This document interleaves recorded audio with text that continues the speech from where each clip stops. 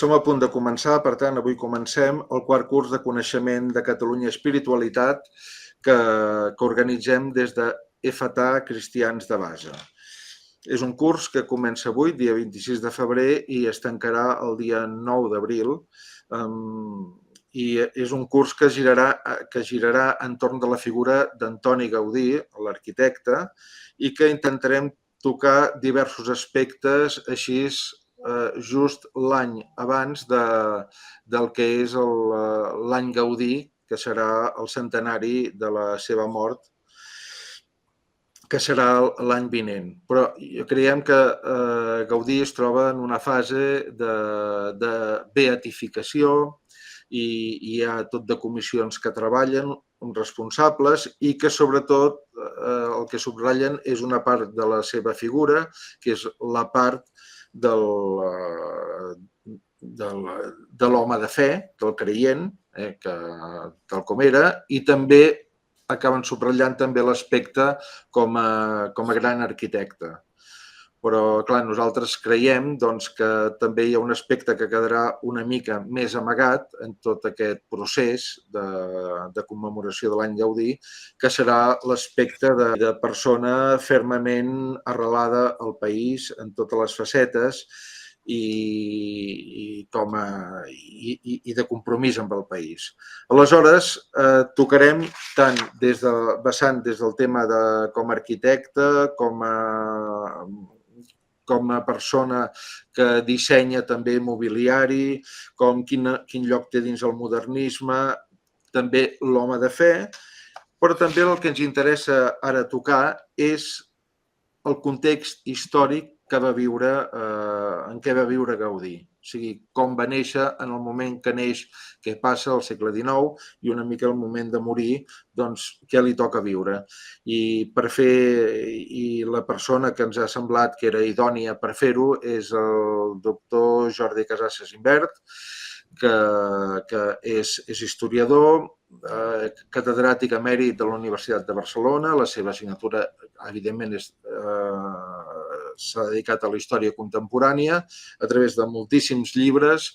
Ell ha estat president de l'Ateneu Barcelonès, que ara hi tornarà a concórrer aquest mes de març, es torna a presentar, i ell és president de la Universitat Catalana d'Estiu, membre de l'Institut d'Estudis Catalans, i és d'aquestes persones que tenen una capacitat de síntesi i de situar les coses en el seu context i en el seu precís to, i les informacions, presentar-les bé, com pocs n'hi ha que ho sàpiguen fer. I res, Jordi, tu quan vulguis, t'escoltem. Gràcies. Un plaer formar part d'aquest curs tan prestigiós i un honor fer la primera lliçó, que sempre pot esgarriar la cosa, però intentarem en aquest sentit que ens en sortim. Una primera cosa que vull dir és l'època de Gaudí. És que s'ha de tenir present que els genis s'ha de veure fins quin punt estan determinats per la seva època. El que és segur és que l'època la viuen, però per entendre les seves característiques, no sé, això és un tema de debat que el deixo aquí. Parlem de Catalunya durant aquest període, 1852-1926, sense oblidar i començar per una petita reflexió sobre la seva ciutat natal. I ja sé que hi ha un debat, etc., però ara deixem que és Reus. Acordem momentàniament que és Reus. 1852, Reus. Fins a principis dels anys 70, Reus encara és la segona ciutat de Catalunya. I això s'ha de tenir present, que no és qualsevol cosa. Per altra banda, Reus és una àrea que fa un bon contrapès en el segle XIX al que és l'àrea metropolitana. És evident que a partir dels anys 70 Reus comença a baixar per relació a l'àrea metropolitana centrada en Barcelona, que està monopolitzant, podríem dir, el desenvolupament català. Reus és una ciutat burgesa, és també una societat menestral, però també obrera.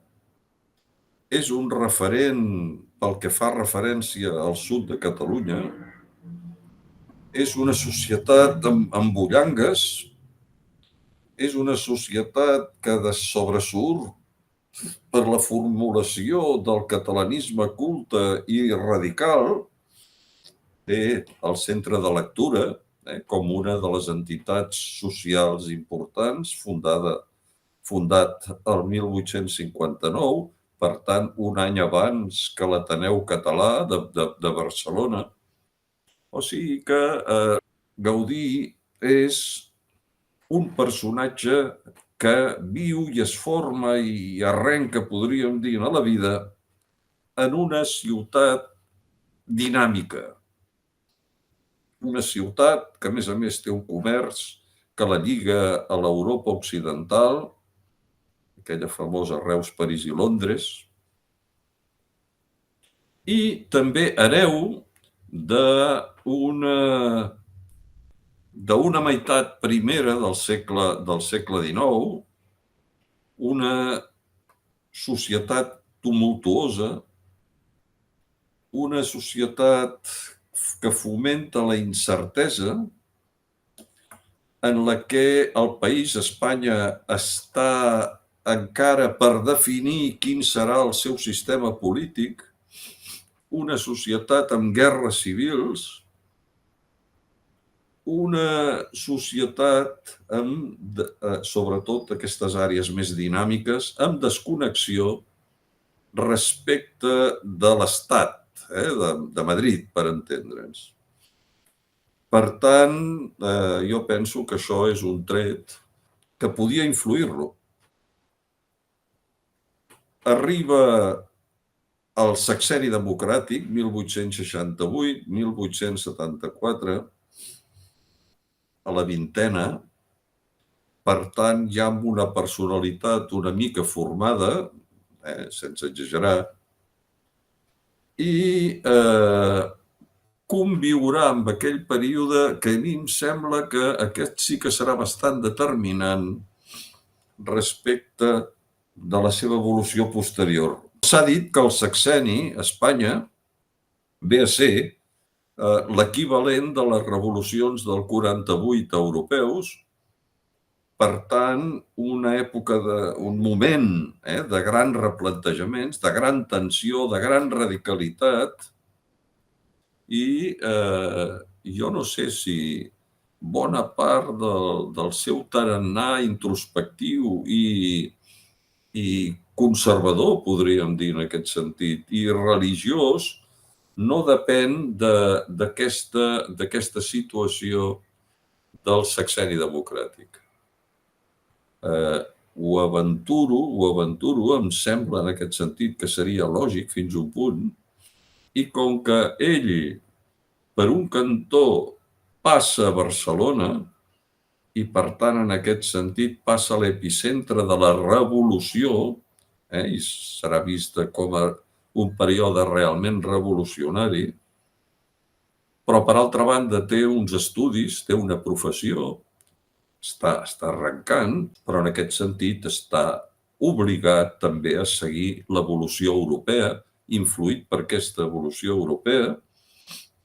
Per tant, d'una manera o altra, aquesta arrencada reusenca podria tenir un sentit respecte del que després serà al llarg de la seva vida, i a partir d'un moment el geni s'imposarà a la circumstància i, per tant, en aquest sentit ens trobarem amb una persona que passarà a dominar la seva pròpia personalitat i accentuar aquells trets que realment vol. S'ha de pensar, a més, que estem a partir dels anys 70, de mitjans anys 70, en un període europeu d'una creixent importància per les burgesies de les ciutats, no de les ciutats petites, sinó de les ciutats grans. Jo no sé si aquestes burgesies eren realment horteres o no eren horteres. Això va a gustos. Però sí que aquestes burgesies havien d'estar a l'arrel dels contractes a través dels quals havia de viure el jove arquitecte. I per tant, aquest és un aspecte, jo diria, a tenir molt present. Aleshores, fetes aquestes consideracions, 1800, no ara 52, sinó 74, per entendre'ns, a l'acabar el sexenni revolucionari, sabem que és el sexenni democràtic, per a la historiografia posterior, més actual, però en canvi molta gent va viure el període com un període de revolució i d'inestabilitat. I això no es pot. Una cosa és com nosaltres la conceptuem, però l'altra és com ho viu la gent. Jo recordo, per exemple, a l'església de Betlem, aquí a Barcelona, van convertir-la en un teatre popular i feien funcions d'escarni, podríem dir, de les tradicions i de les creences, podríem dir, més religioses. Això sabem que va impactar molt a la societat barcelonina, i no només a la gent realment creient, sinó també amb gent, podríem dir, que s'estimava més un nivell d'ordre determinat, que no anava, diguéssim, a mata d'agolla. Aleshores, a partir d'aquest moment fins al 26 de la seva mort, jo penso que hi ha 3 períodes històrics dels quals podem parlar. Un primer és el de la restauració. I aquí lliguem Catalunya, Barcelona, Catalunya, Espanya i Europa també, en definitiva, perquè penso que no es pot deslligar. Un segon període jo l'he denominat de l'entre dos segles i que aniria des de la darrera dècada del segle XIX fins a l'esclat de la Gran Guerra, el XIV. Període amb unitat, ja ho sabem, no, diguéssim, a tot arreu. I el tercer període seria el de l'impacte de la Gran Guerra a l'àrea catalana, en aquest que és el que ens interessa més concretament, i les seves conseqüències. I entre aquestes conseqüències ja sabem que hi haurà el precipitant de la seva mort, d'una manera o altra. Faré, en el reste ara de la lliçó, algunes referències generals a aquests 3 períodes. El període de la restauració és un període contrarrevolucionari, que comença en clau contrarrevolucionària. Hi ha hagut la revolució, com deia, en el sexenni, i ara hi ha alguns sectors conservadors de la política espanyola que han de frenar aquell període revolucionari del 68 per després d'aquest, podríem dir, frenatge contrarrevolucionari, muntar un sistema liberal conservador, però que en definitiva deia per primera vegada en la història de l'Espanya liberal aquesta és la Constitució, la de 1876, i aquest és el sistema polític, evidentment corrupte. No és l'únic corrupte d'Europa, però Déu-n'hi-do de corrupte que és. Però, en canvi, el que és interessant és veure com es fixen les regles del joc. I aquestes regles del joc diuen qui vulgui actuar públicament ha d'actuar dintre d'aquest marc. Qui no vulgui signar això, evidentment, queda marginat de la vida política. Per tant, aquest és un salt realment considerable de la vida política espanyola. Pel que fa a Catalunya, hi ha una burgesia local, Duran i Bas i Mañé i Flaquer són els personatges realment principals perquè lliguen professions liberals i acció política que es converteixen en detractors del sistema polític espanyol perquè diuen vostès fan un sistema polític massa liberal.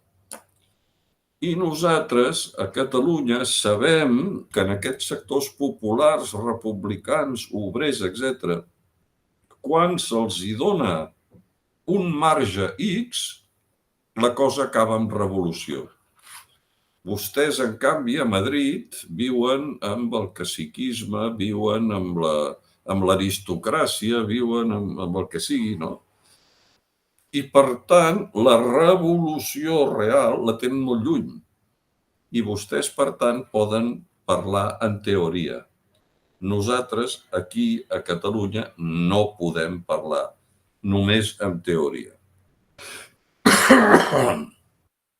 Això va ser important de cara a la estructuració d'aquesta vida política de la restauració des de Catalunya. A veure, la segona qüestió és aquest període va tenir la sort de començar amb la que coneixem com la dècada d'or. Per tant, allò de la febre d'or, de la novel·la de la febre d'or de l'Oller, que recordeu que va dir que havia hagut de fer un esforç extraordinari per dissimular els seus personatges i que no evidenciessin fins quin punt s'havia inspirat en la realitat. Això vol dir que hi ha una burgesia que fa diners quan la burgesia, com a mínim a Catalunya, i no és una llei, fa diners massa ràpid, la cosa va malament, perquè no acostuma a reinvertir en els seus negocis, sinó a viure la Bartola. I, per tant, en aquest sentit, tindrem una burgesia desbocada, una burgesia dura en aquest sentit, amb tota la possibilitat de que les classes obreres, menestrals, etc., poguessin dir-hi la seva, tan sols dir-hi la seva. Aquí hi ha una anomalia catalana important, que és la que representa el catalanisme i el principi, podríem dir, de l'organització política. I quan dic política encara no vull dir electoral, però sí organització política del catalanisme. I aquí sabem que hi ha la personalitat de Valentí Almirall. Valentí Almirall, que era un federal exaltat del període anterior, que ara s'ha quedat a l'atur, podríem dir, un atur daurat perquè era de bona família, era aquests progres de bona família, i per tant, en aquest sentit, no fa pena, diguéssim, Valentí Almirall, però sí que es queda a l'atur i aleshores ell pensa en que tot aquell programa federal que havia funcionat durant el sexenni i que l'havien portat a la política i que havien aconseguit a Catalunya les majories absolutes des de la perspectiva federal, que sovint aquest programa federal s'havia convertit, i poseu la cosa entre cometes, en separatista, podríem dir, provisionalment separatista, en el sentit de que estratègicament deien nosaltres ens declarem, podríem dir, provocativament al marge d'Espanya, mentre Espanya no reacciona. Espanya ha de reaccionar i quan Espanya reaccioni posarem en marxa l'arrel bàsica del programa federal. Tot això se'n va a Norris. Tot això se'n va a Norris. I el mirall el que farà serà plantejar, podríem dir, simplement plantejar la necessitat de la regionalització de la política espanyola, començant per Catalunya. I aquest és el seu inicial programa catalanista, podríem dir. I aquí el que muntarà serà una política i una organització, el Centre Català, que intentarà estendre'l per Catalunya i que realment interessarà molta gent, des de la gent catòlica de Vic fins a vells col·legues federals. O sigui, un moviment transversal perquè no n'hi havia cap altre. I, per tant, en aquest sentit, Valentí Almirall dona les eines per iniciar la reconstrucció regional de Catalunya. Diguem-ho en aquest sentit clar, el llenguatge a vegades ens traeix. Era la reconstrucció nacional. El que passa que el vocabulari encara no estava en aquest nivell. Repeteixo, moviment transversal, el del Centre Català. Ara, Valentí Almirall, com a bon doctrinari, cometrà un error. I aquest error el cometrà després del gran èxit que va tenir, i això és important, entre també la gran burgesia catalana, amb el dit, no es va dir així, sinó el dit Memorial de Greuges. Un memorial de Greuges que va precedit d'unes reunions, de la creació d'una comissió i de l'anada a Madrid a presentar-ho al rei, Alfons XII, a les últimes. Però bueno, li presenten a la corona i la corona els escolta. Per tant, això per Almirall és un èxit rotund. 1885. El 1886 es posa a redactar el llibre teòric, podríem dir, on s'expressa la doctrina d'aquest moviment exitós i l'estratègia. I aquí comet un error. Aquí comet un error perquè ell és un republicà, ell és un home molt francòfil en aquest sentit, és un home que coneix molt bé la política i les doctrines polítiques franceses i munta un llibre en el qual explicita que aquest nou moviment que ell encapçala és la transposició del vell model federal. I aquí és on alarma a tothom, a tots els sectors conservadors que diuen, ostres, aquest tio ens ha enrolat en un moviment que en definitiva és el revolucionari que nosaltres hem combatut aferrissadament. Per tant, el 1887 abandonen el Centre Català i fundaran, en aquest sentit, la Lliga de Catalunya i fundaran, per entendre'ns, el germen d'un moviment que ha d'anar a més i que anirà a més. quin serà el detonant perquè es produeixi la crisi del mirall i el take-off, allò que en diem, l'arrencada del moviment aquest més conservador. Serà l'exposició de 1888.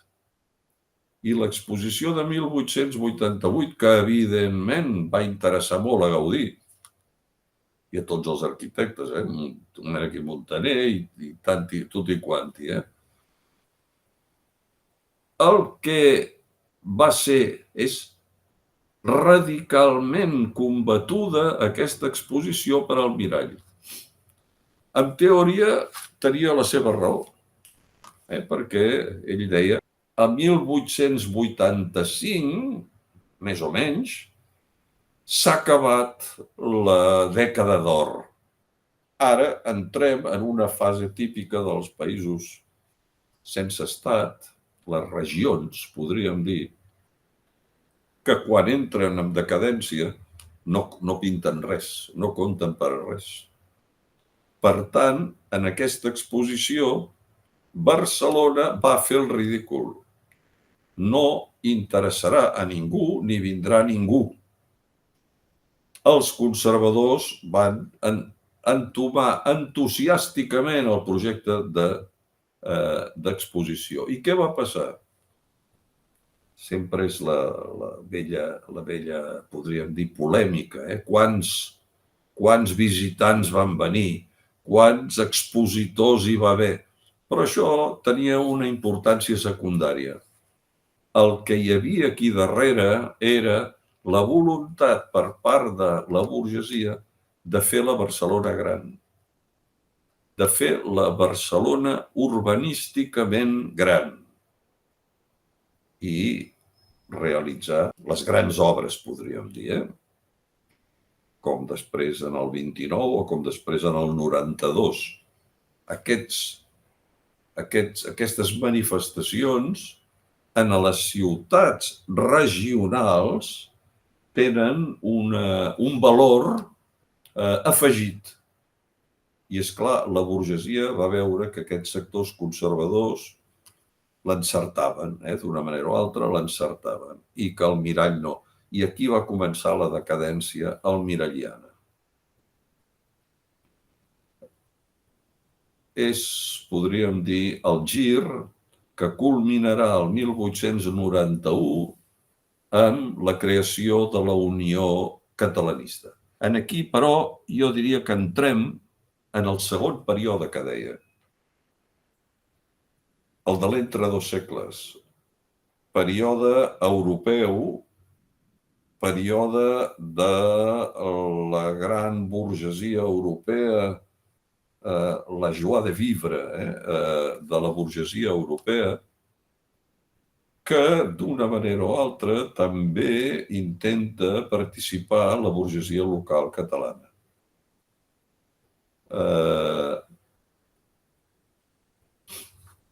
Amb un fet important, que és que això coincideix amb la decadència espanyola. Una decadència espanyola que la trobem en el procés, podríem dir, de pèrdua colonial. Això és molt important. Això és molt important perquè Espanya oficialment perdia les colònies quan les grans potències europees i mundials s'estaven prenent el colonialisme seriosament. I, per tant, Espanya es convertirà a ulls de la política internacional en el que el ministre d'Afers Estrangers britànic, Lord Salisbury, va dir el 98, Espanya i Turquia són potències mortes. Les potències mortes són aquelles que ja no tenen tremp per aprofitar els seus dominis colonials. Dominis colonials que eren molt teòrics, heredats de temps anterior, però que ara han de deixar pas a les potències vives, que són les que us defruitaran aquest món colonial a lo bèstia. I a lo bèstia vol dir amb una quantitat de recursos extraordinaris i amb una agressivitat creixent. Cal recordar el concepte d'agressivitat, perquè l'agressivitat i la violència seran els trets definitoris d'aquest període. A veure, Catalunya, en aquest sentit, serà un dels països, una de les regions, diem regions, ja entenem el que estem dient, però una de les regions europees amb un índex de violència més gran, amb una gran violència. Serà coneguda Barcelona per Barcelona, la ciutat de les bombes, el terrorisme anarcocomunista serà espectacularment important. Després hi haurà agents més o menys de la política central que repartiran també unes bombes menors per mantenir la intranquil·litat i, per tant, la capacitat repressora de l'Estat. I sabem que aquesta violència es continuarà a posteriori amb els fets del Cucut i els de la Setmana Tràgica. I poso el Cucut, els fets del Cucut de 1905, perquè és la violència político-institucional. I aquesta també s'hi ha de posar. O sigui que Gaudí, des de Barcelona, viu en una època d'ensurts. Recordem Maragall dient que les bombes del Liceu van representar un gir en la seva vida. I el gir aquest era pietista. El gir era, davant d'aquesta disbauxa de la barbàrie, podríem dir, introspecció, la introspecció i la religiositat. Per altra banda, en aquests anys, es consolida el catalanisme polític. I aquí, a partir del 1901, és el catalanisme polític electoral. I això havia d'interessar. Va interessant a la burgesia, que veia com l'estat central feia aigües. Aquella potència morta, de la que parlava Salisbury. Però aquest catalanisme no va ser només polític i electoral, sinó que va representar una alternativa de gestió. I a partir de 1906 es va concretar, 6-7, es va concretar el moviment noucentista i el moviment que va posar en pràctica el gran noucentista, que és Prat de la Riba. Prat de la Riba, des de la presidència de la Diputació de Barcelona, posa en marxa un catalanisme de govern, de govern. Però també, lligat amb la violència, és el moment de complex, enormement complex, de reorganització del moviment obrer. I aquest moviment obrer, que havia estat duríssimament matxacat en els anys finals del segle XIX, ho venia siguent tradicionalment, però que ara en aquest moment ho és especialment, aquest moviment obrer, el 1902, fa una cosa que va espantar molt a la burgesia, que és el moviment obrer barceloní va entrar en vaga revolucionària en solidaritat amb els obrers del Ter i del Llobregat. Per tant, aquí sí que hi havia una voluntat política importantíssima.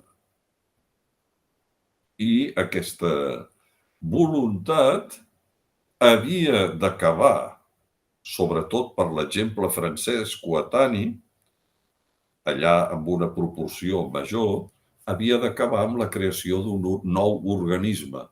I aquest nou organisme sabem que va venir frustrat per la Setmana Tràgica de 1909, però que, en canvi, es va constituir el 1910 com a CGT, per tant, amb les mateixes sigles franceses, i l'any següent un primer congrés de balanç i de posta en marxa que va fundar la CNT.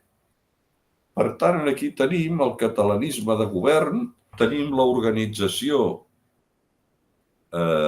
obrera inquietant, diem així, inquietant, i tenim des de 1892-93 el republicanisme. El republicanisme, per què es va reactivar en aquest any? Perquè l'Estat central es va veure en cor d'implantar el sufragi universal masculí. Per tant, la ràpida organització del republicanisme va espantar molt, tant a l'Estat com a la burgesia catalana. Perquè què era el republicanisme? El record de 1868-74. Ara hem fet el salt al buit del sufragi universal i els primers que responen són els republicans. Aleshores, això, que va tenir una vida relativament curta, es va neutralitzar amb el lerrouxisme. I el lerrouxisme va representar, primer, un enquadrament republicà important i modern, i modern, perquè Lerroux va posar en marxa un moviment republicà modern, corrupte, el que sigui, no? Però de corruptes, al llarg de la història, no és només el Lerroux, sinó que hi ha la tira de gent. I sobretot en el moment d'implantar el sufragi universal, la corrupció va ser l'eina que es va tenir per fem el salt cap al sufragi universal, però mantenim el control de la vida pública. I el control de la vida pública és, en definitiva, el que interessava. Sabem la funció que va complir el Lerroux, tant per neutralitzar el catalanisme com l'obrerisme, i se'n va sortir. Es va convertir en la primera força política a Barcelona. Li va costar bastant a la Lliga de recuperar espai i equilibrar-se amb Lerroux i la seva corrupció sistèmica. I, per tant, penso que Lerroux se'n va sortir. I va tenir en barris de Barcelona una capacitat organitzativa important. El que passa que Lerroux va aprofitar la violència general per la seva finalitat. I la seva finalitat era cridar molt perquè fos possible la repressió del moviment i que la gent anés al darrere del més cridaner. I aquí va tenir una organització dintre del seu partit que eren els Jóvenes Bárbaros. I els Jóvenes Bárbaros es van dedicar a fer campanyes violents d'encendre a la gent amb l'anticlericalisme. L'anticlericalisme, el catalanisme estava clar, no? De manera que podem dir que aquestes campanyes van tenir una repercussió i una influència enorme en la Setmana Tràgica. I que hi va haver molta gent que se'n va anar a levantar el velo de les monjas i elevar-les a la sagrada categoria de madre. Però també un acte de violència important que és treure les mòmies de les monges allà al passeig de Sant Joan i exposar-les dretes a la cera, diguéssim. Una època també de violència, no sé si això va influir, jo imagino que sí, en Gaudí, perquè Gaudí ja havia demostrat ser una persona d'ordre, una persona creient i una persona absolutament contrària a qualsevol element de barbàrie. I el tercer període, no sé com vaig, Joan, de temps. Sí, vaig bé? Sí, vas... Bé, no, tranquil. Tinc 10 minuts encara. I tant, sí. Molt bé. El tercer període que havia dit és el de l'impacte de la Gran Guerra sobre Catalunya i les seves conseqüències. Això és un moment definitiu en la història de Catalunya, del segle XX, evidentment, i d'Europa en termes generals. La violència colonial, el 1914, es va traspassar a la política continental europea. I, per tant, allò que semblava una violència molt llunyana, escolta, m'estan matant a 4 negres, i això, vull dir, a veure, no és agradable, però tampoc hem de posar el crit al cel, no? Doncs això que va generar una gran violència, això que els burgesos o la classe mitjana europea va rebre la notícia a través de la premsa, una premsa que ara ja és majoritària i il·lustrada, és el moment del gran èxit dels dominicals, i el burgès suca el melindro, ho dic ara a la xocolata, i suca el melindro mentre està veient aquestes notícies servides com la mostra de la prepotència continental de l'Europa. Espanya, com va dir algun polític madrileny, va ser neutral. Espanya és neutral perquè no puede ser otra cosa. Perquè no donava de si. La cosa no donava de si. Tenia un exèrcit molt nombrós però desballestat i es va mantenir neutral. Però gent en preparació com Francesc Cambó va avisant el govern ull amb aquesta neutralitat i amb com s'exerceix la neutralitat. Per què? Perquè els països que ara entren en guerra es preparen per a dirigir les seves economies cap a l'esforç bèl·lic. I, per tant, en aquest sentit, què faran aquests estats moderns europeus? Dotar-se de mecanismes de control, dotar-se de mecanismes de protecció. I, en canvi, diu Espanya va liberal, no protecció, sense planificació. Diu, això ara segurament, diu Cambó, això ara no tindrà uns altres efectes. Però, en canvi, quan s'acabi la guerra, aquests països europeus mantindran el control dels seus estats i Espanya, aleshores, serà quan realment rebrà. Doncs aquí ens trobem amb una Espanya molt desestabilitzada, sobretot desestabilitzada,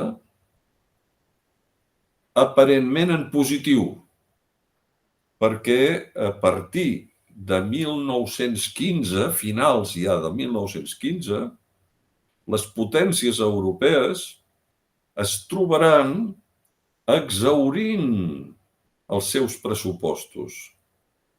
I, per tant, en aquest sentit, havent de dependre de tercers països per poder mantenir l'esforç bèl·lic. Per què?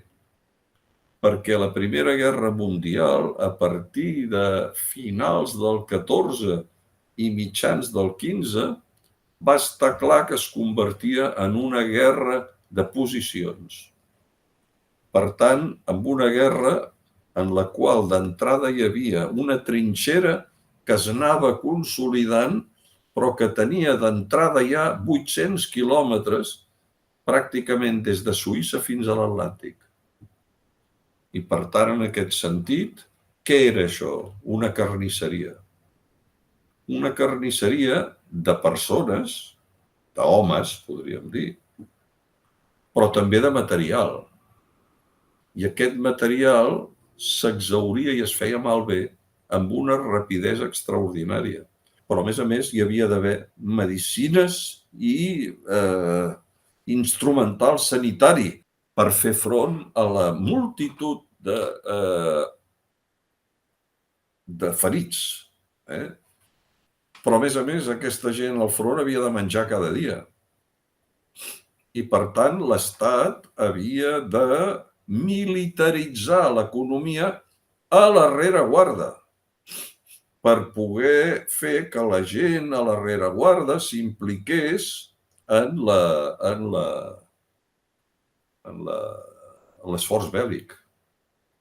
Això va tenir una importància capital perquè va ser l'inici del moviment feminista seriós, perquè la dona europea dels països bel·ligerants va dir: nosaltres hem donat el callo, nosaltres hem fet un esforç brutal des de la rereguarda. Ara necessitem el reconeixement dels drets, dels nostres drets. I aquí va començar aquest feminisme, podríem dir, dur. Quan va passar això, els països en guerra van haver de recórrer als mercats circundants. I això va provocar un augment no extraordinari, sinó superextraordinari de la demanda. Això vol dir que la indústria catalana, primer va venir el carbó del País Basc, perquè era necessari el carbó per fer funcionar fàbriques, trens, etc. Però ràpidament va venir la indústria manufacturera catalana. I aquesta indústria que normalment tenia períodes de punta de producció, però períodes de molt baixa producció, per no dir pràcticament de fàbriques aturades, ara es va veure impulsada a haver de fabricar 24 hores al dia. Això vol dir amb 3 torns al dia.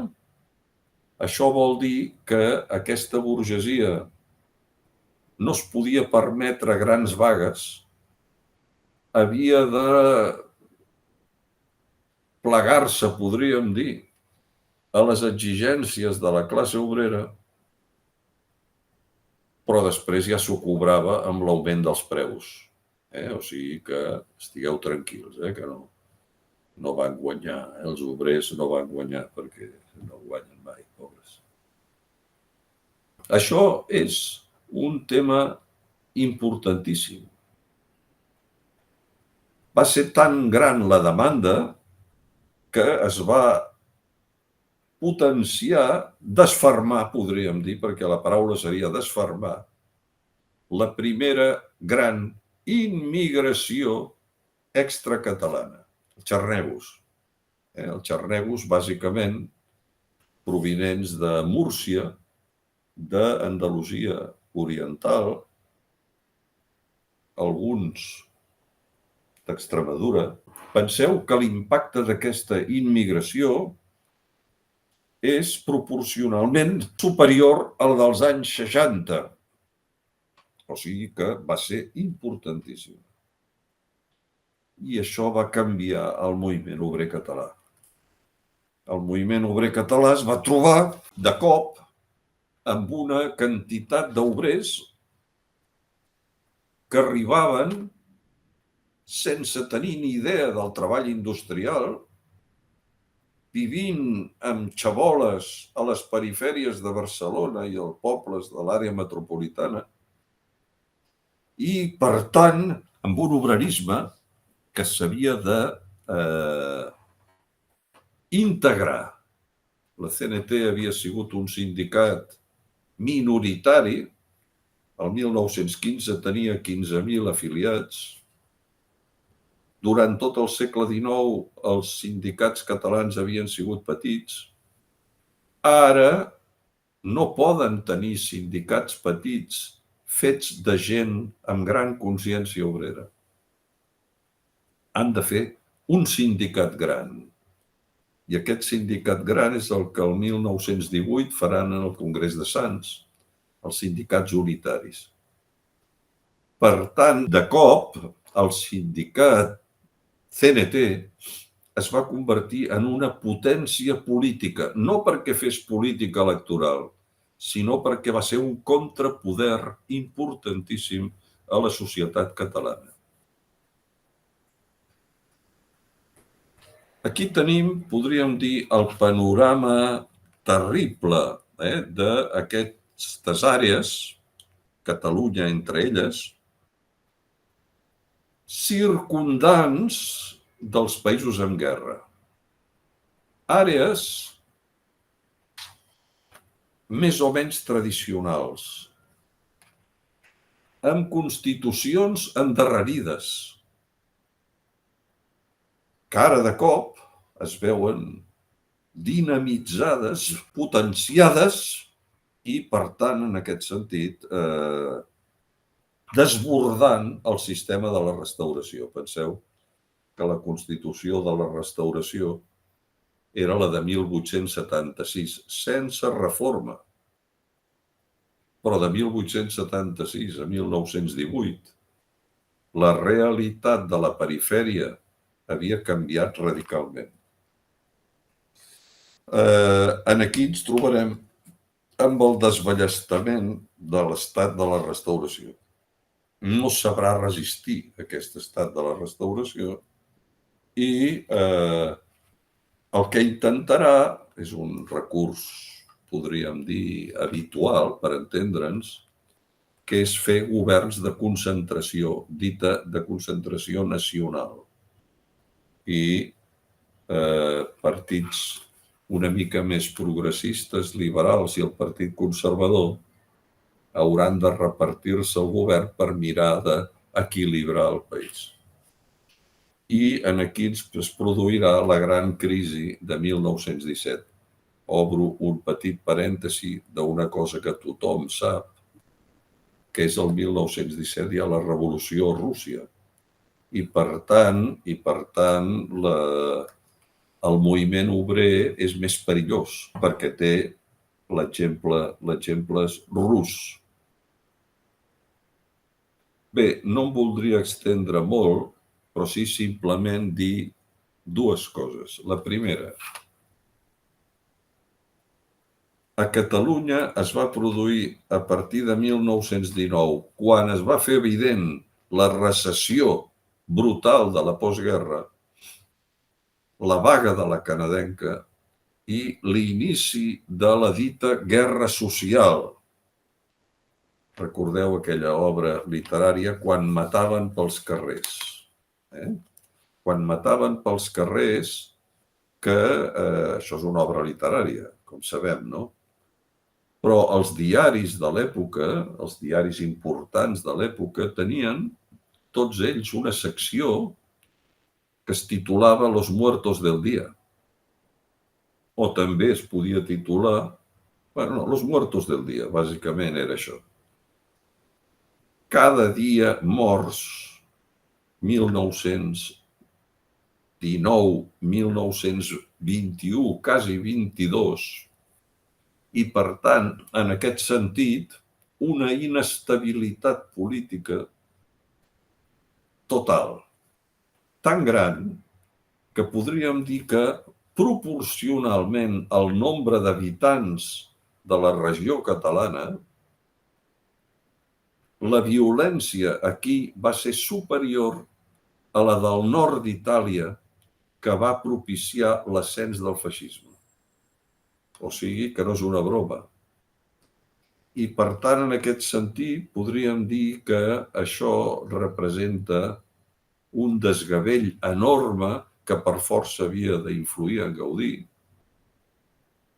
I la solució que va tenir Espanya, juntament amb bona part de la perifèria europea, va ser de posar en marxa una dictadura militar. La dictadura de Primo de Rivera. Una dictadura que no es va proclamar a Madrid, es va proclamar a Barcelona.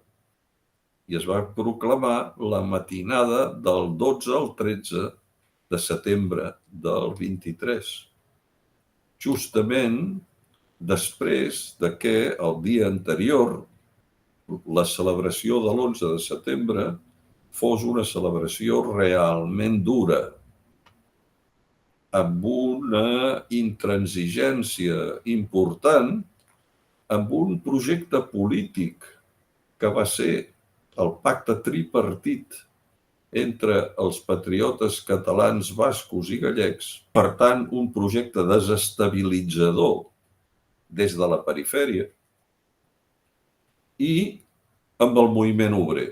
Però ull, que aquest moviment obrer a 1923 estava matxacadíssim. Sobretot la CNT. I per tant, quan Primo de Rivera diu des de Barcelona en el cop d'estat ens aixequem contra el separatisme dolent, i en aquest sentit, dolent i bo, n'hi ha un de més bo, però ell el que li interessa és el dolent.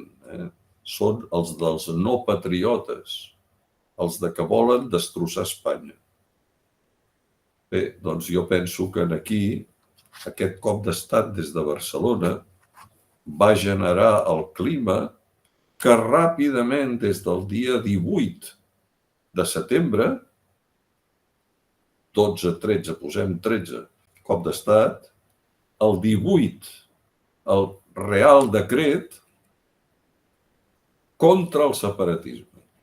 I aquí es va iniciar una repressió importantíssima que, evidentment, va afectar a Gaudí d'una manera clara. Sabem que el van reprimir i que, sortint de la comissaria despistat, etc., va caure davant del tramvia i el va matar. Bé, a mi em sembla que aquestes són les circumstàncies de la seva vida. Moltes gràcies. Moltes gràcies, Jordi, per aquesta visió que explica moltes coses de la situació i una mica del pensament de Gaudí. Volia demanar una qüestió terminològica, perquè abans has parlat, parlant de Valentí Almirall, tot el tema del terme de reconstrucció nacional, no? Això és un anacronisme, això és un terme actual. És un terme actual, no és un terme utilitzat per Valentí Almirall.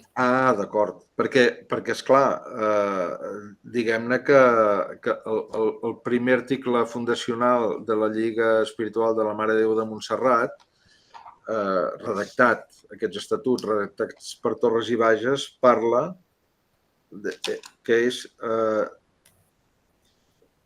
demanar a Nostra Senyora de Montserrat la total reconstrucció espiritual i temporal del poble català. M'ha fet gràcia això, és un anacronisme, però... Per això ho he dit perquè s'entengui que el que volia Valentí Almirall era aquesta reconstrucció moderna de Catalunya. És allò de la crítica que fa de l'aristocràcia de l'Espardenya, aquella crítica que fa d'aquests burgesos d'Olot, de Vic, que per ells són l'encarnació de lo més ranci, podríem dir, de la Catalunya tradicional. I, en canvi, la ciutat és Europa, la ciutat és modernitat i, per tant, és sobre aquesta base que s'ha de produir la reconstrucció del país. Sí, molt bé. Bé, doncs tot aquest període tan envitricollat i que de fet són fets encadenats que van explicant les coses i les actituds entre el moviment obrer, la burgesia i els esdeveniments polítics, que és molt interessant, jo crec que ens permet entrar en aquest marc. No sé si hi ha algú que vulgui demanar, plantejar alguna qüestió dels assistents, avui pocs, però això, com que després ho penjarem, doncs ja hi podran assistir. Jaume Monclús, digues, endavant. Bona tarda. En primer lloc, moltíssimes gràcies, professor Casasses, per l'exposició.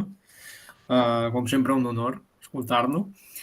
A mi, primer m'agradaria aclarir una mica la qüestió de si Valentí Almirall, diguéssim, veu de Torres i Bages o si són pensaments paral·lels o si primer ve Torres i Bages, això no m'ha quedat massa clar. I després volia fer un altre comentari una mica més extens, perquè és un període que m'agrada molt, que gaudeixo molt, que és una mica, no? En primer lloc, m'agrada molt la història monetària i és fascinant com del sexenni democràtic es queda la pesseta. És a dir, una de les grans aportacions just dels inicis de la revolució, no? Que és la instauració de la pesseta, és un fet que es queda i això és impressionant. I també, per altra banda, hi ha una frase de Pierre Vilar que il·lustra molt bé això que dèiem de com es va contrarrestant i com es van tornant els poders catalans i espanyols, diguéssim, la dominància catalana o espanyola en cert sentit, que és aquesta, que és que Catalunya perd els elements de la seva força de l'edat mitjana en el mateix moment en què Castella forja els instruments de la seva dominació mundial. I a la inversa, torna al camí del progrés demogràfic i econòmic quan Espanya és en el punt més baix d'una espectacular decadència, no? I amb tot això de la pèrdua de les colònies, doncs aquesta frase ho il·lustra perfectíssimament, no? I cal tenir en compte això, que tot i les nombroses inestabilitats, el pistolarisme, etc., Catalunya era una de les regions més riques de l'Europa occidental a nivell de PIB per càpita. I això també és impressionant. Però bé, no sé què ens pot dir d'aquest sentit de la riquesa i del que parlava de Torres i Bages. Torres i Bages, que és un capellà, però també és un intel·lectual, també és, en aquest sentit, una persona preparada, viu molt en el seu moment i viu molt, podríem dir, la por del sexenni, la por de la revolució. Però viu també de l'esperança de la reconstrucció, diguem-ne, nacional, és un llenguatge modern, però sí de la reconstrucció del país. Valentí Almirall li ofereix un vehicle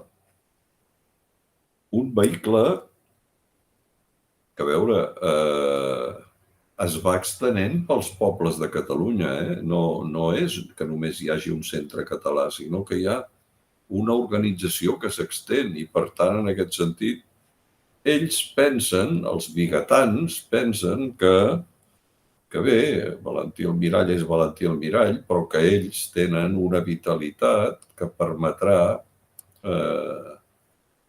neutralitzar això. Sobretot perquè ells dominen, aquests vigatans dominen molt bé el que podríem dir la sociologia carlista.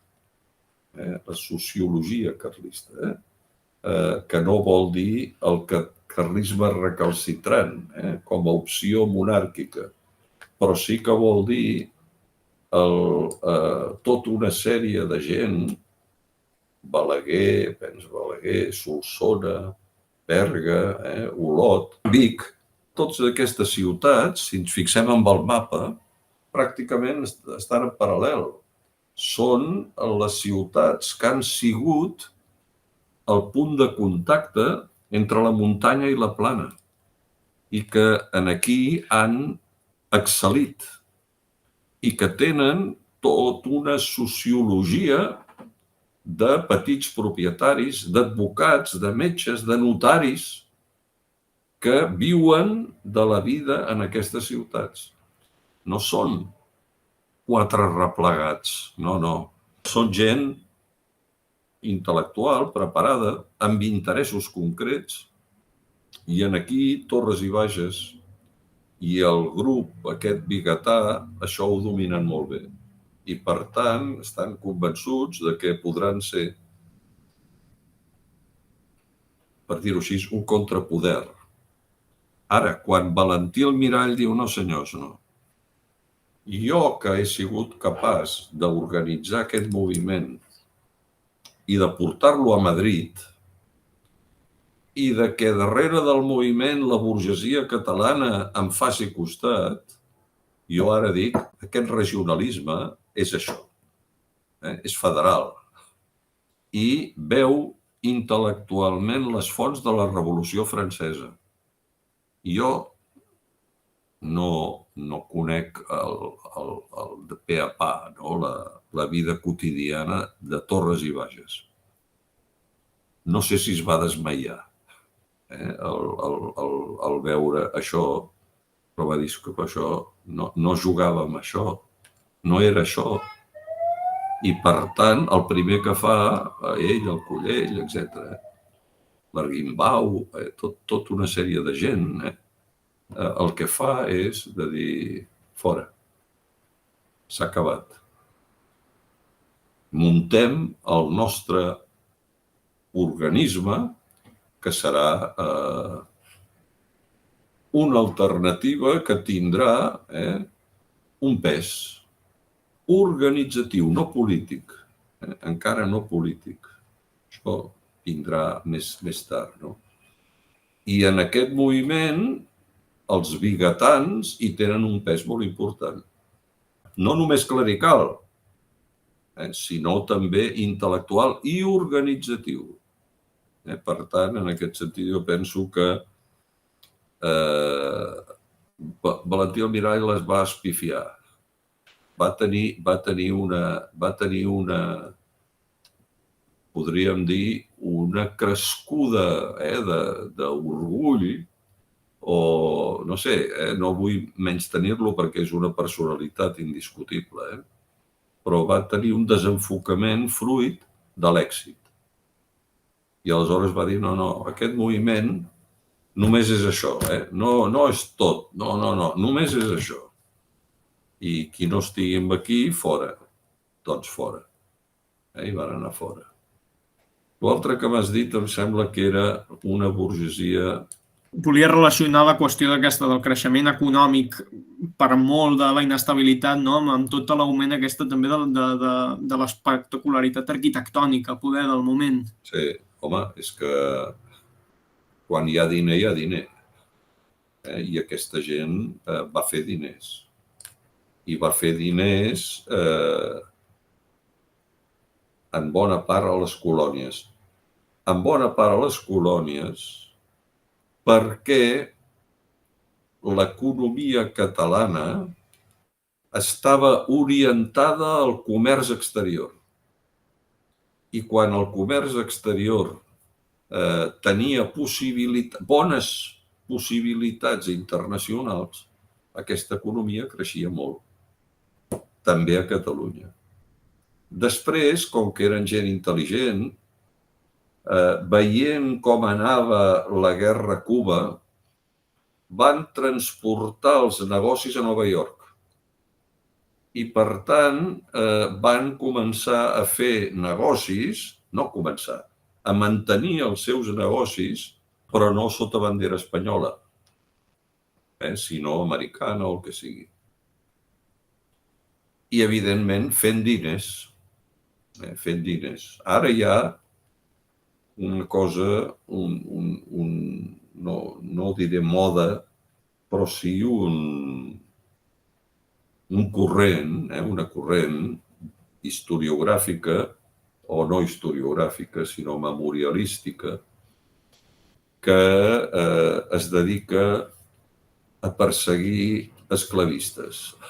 A mi encara no m'ho han dit, esclavista, però això pot acabar, diguéssim, que serem esclavistes.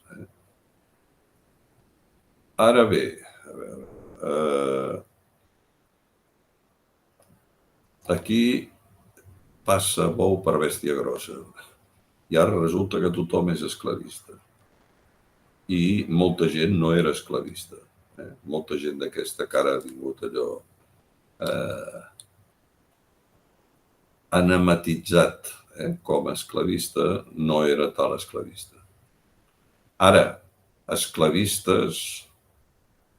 Els esclavistes de veritat són els anglesos, perquè viuen de l'esclavisme havent sigut els que prohibien l'esclavisme.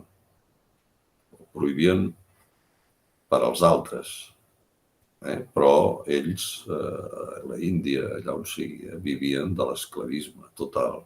I ara digue'ls-hi als anglesos que destrossin Londres,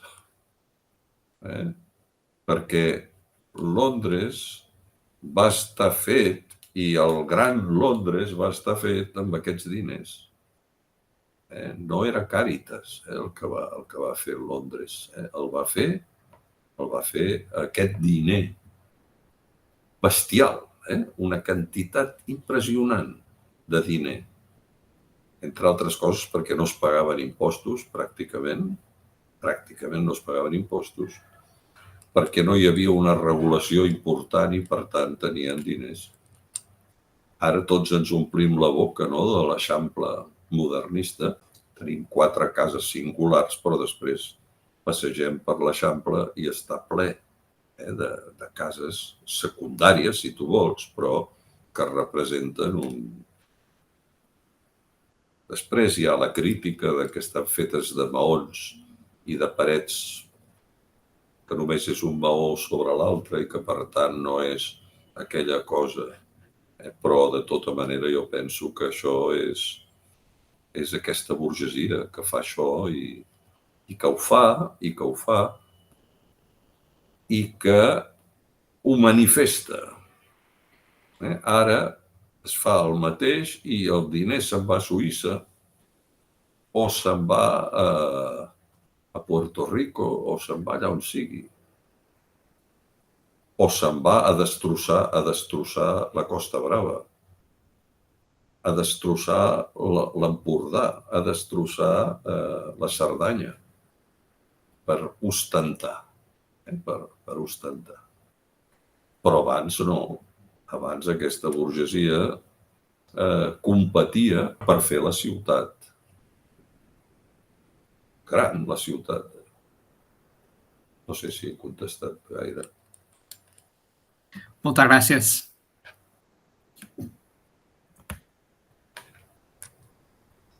No sé si hi ha ningú més que vulgui fer cap intervenció. Suposo que no, però jo una mica ja hem arribat a l'hora i si ningú no diu res, doncs moltes gràcies, Jordi, per la teva disponibilitat. Tot aquí, tu que ets a punt d'iniciar una campanya electoral, d'aquí un parell de dies, i jo simplement vull recordar a tothom que hi ha hagut un problema tècnic a causa de les presses per fer aquesta sessió d'avui, però això queda enregistrat, per tant no hi haurà cap problema perquè pugui ser seguida.